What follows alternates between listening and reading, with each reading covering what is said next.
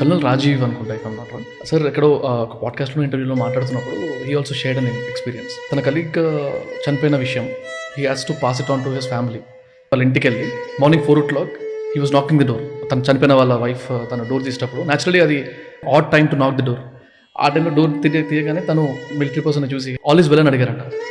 ఈయన all is not well అనగానే సైలెంట్గా వెళ్ళిపోయి తన డాటర్ని లేపేసి కోమ్ చేస్తున్నారంట. తను then she lost her senses. తనకేం అర్థం కావట్లేదు.